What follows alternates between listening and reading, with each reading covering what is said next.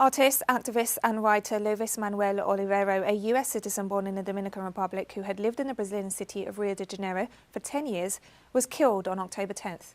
Given his condemnation of far-right President Jair Bolsonaro, questions are being asked about the motives behind his murder. Our correspondent Brian Mier brings us the details. Leuvis Manuel Olivero was a US citizen born in the Dominican Republic who had gotten his bachelor's degree from Trinity College in International Studies in Connecticut before moving down to Rio de Janeiro about 10 years ago. While in Rio, he got involved in the capoeira movement and in the street art movement, and in 2014 he wrote a book about it. And a few years later, 2020, he had this kind of creative explosion and published 8 books in 1 year.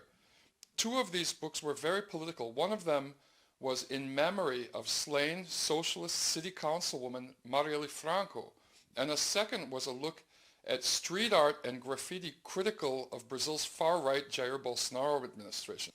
These 2 books are causing people to think that foul play was involved in his murder last week. As he was walking up Balthazar Lisboa Street in the middle-class Tijuca neighborhood of Rio de Janeiro, a car drove up and multiple gunmen opened fire, hitting him in the head and the chest. Firemen arrived on the scene too late. He was pronounced dead.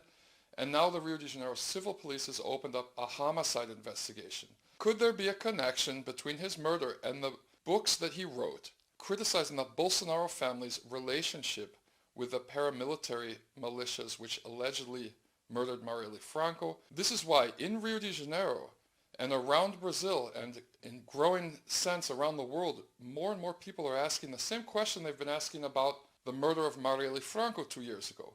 Who ordered the killing of Leuvis Manuel Olivero?